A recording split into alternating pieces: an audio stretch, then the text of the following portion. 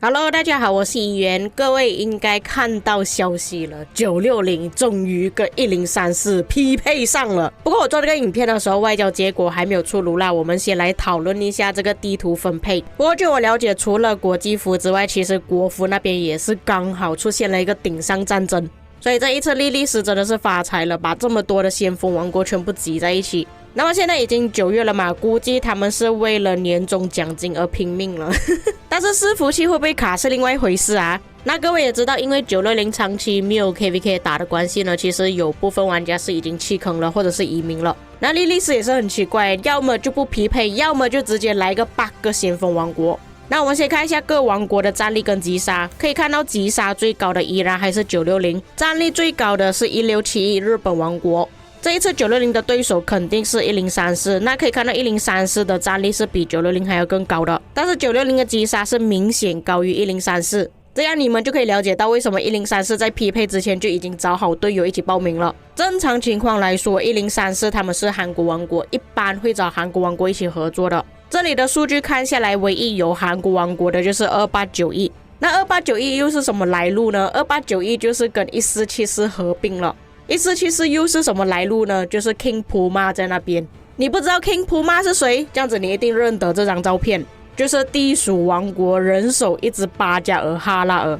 然后2891那边也是有一个主播，外国主播勋七，那勋七也算是我的老朋友啦，之前在1041出生了。那960之前跟1474打过架嘛，也就是现在的2891，所以严格来讲2891应该是不会跟960合作的。再来我们看一下其他王国，2377就在960的右手边而已。那么这个王国居然有 Arvix 的账号，所以照理来说呢，这个王国应该会跟960合作才对。这个王国除了有 Arvix 之外呢，还有 Mr. Hope 跟 Wow Lion， 这两个都是接近10亿的大佬，据说是父子，俄罗斯父子。接着1671这里我就没有什么特别认识的人，但是他们的战力是全部里面最高，这个我意想不到啦。击杀数据还可以中上水平。再来1875欧美加日本王国，那这个日本王国到底是哪一个王国呢？就是之前的1647，不知道1647是哪一个王国的，你们可以看回这张图片。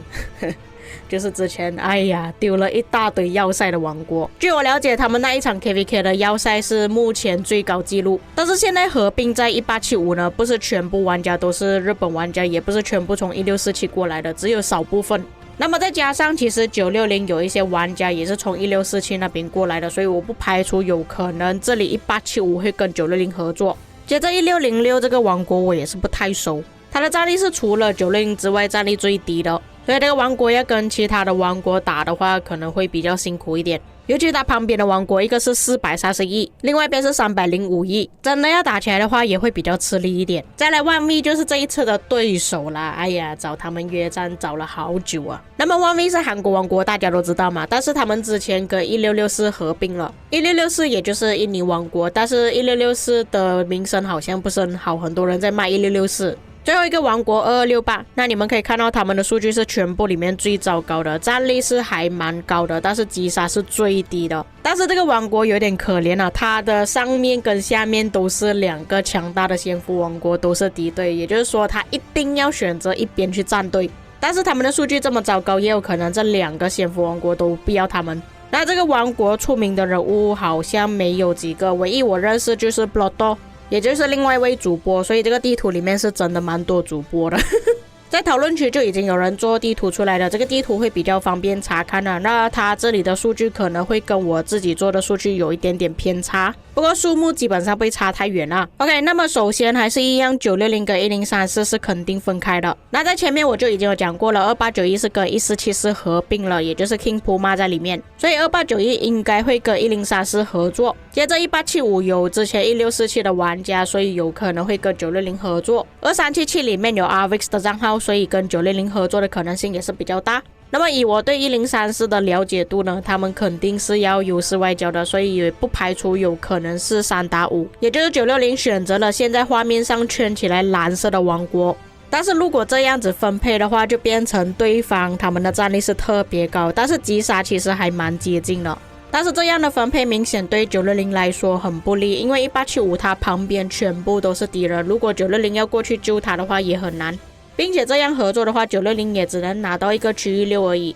当然的，如果是讲它公平的话，应该要分配4打4才对。我也不排除1606应该会分配给960，但是 1V 他们可能不会这么好心，我觉得2268分配给960的可能性会大一点，这样子双方才可以拿下2个第6区域，但是就变成1875卡在中间很可怜。那么我看到有其他玩家提议 Free for All， 我觉得这个可能性是非常非常低的，103是不可能 Free for All 的，他就是特意要打960，所以才提早结盟嘛。并且真的 Free for All 的话，我相信隔壁的王国都不是960的对手，尤其是2268 960可以直接灭掉2268之后下来打1034。那1034看到这么不优势，他当然是选择不要打了啊。假设1034他们是想要提早打960的话，他可能会跟2268合作，然后在第6区域的时候直接打960。你们不要以为数据差的王国就不能打架，你们要知道之前我们打365的时候，雷震宁的数据也是很糟糕的，但是他们声东击西，成功干扰到960的部队，所以1034会拿2268的可能性还是比较高的。再来就是有人传出来这个图片呢，白起确实是960的啦，那这个图片的可信度到底高不高呢？那我们去抓了白起大哥来问呢，他讲1034不给这样子分配那白起大哥他这里写的说法是1960、2377、1671这3个王国合作打全部。那这样子分配的话其实也是可以，不过 1V 那边还是比较优势，他们的击杀跟战力都是比较高的。但是白起大哥说他们是拒绝了这个分配，其实这样子分配也算是很优势了吧 1V 那边。但是这样子的提议差距其实也是很大了，但是 1V 还不接受，难道 1V 他们想要6打2？那6打2的话960是直接完蛋了，960可能会跟2377合作而已，其他的王国可能就合作不了。虽然1875也是有合作的可能性，但是你们看周围都是敌人的话，我觉得1875也不想要去打了。那如果这个地图真的是2打6的话，数据就会变成这样。哇，那个960的数据是真的有一点惨啊，这样子要怎么打我们都不知道，只能拿下一个区域6，到皇庭的时候对方有6个门口，我们才2个门口，我觉得这样子打是根本打不过的，除非960在关卡5的时候有办法一个王国打2个王国2268跟1034，这样子960那边呢就有4个门口。但是这样子的问题就是960在前期消耗太多了，其他的王国几乎根本没有打过，比方说2891、1875、1606这些王国是根本没有动手的，所以到皇庭的时候，就算1034他们已经没有力了，960还要面对这3个完全没有打过的王国，所以我觉得这一次的外交结果应该也是会拖蛮久的。那这个地图我就不要全部画圈圈了，避免有一些玩家误会这个就是外交结果。那我也相信这一次的外交结果应该也是会有蛮多 drama 的毕竟对方会一直抢人呢。但是这个地图也算是近期最有看点的地图之一，不过也因为960匹配失败太多次了，我的王国其实跟960第一次报名的时间好像是差不多的，但是我的王国已经要结束 KVK 了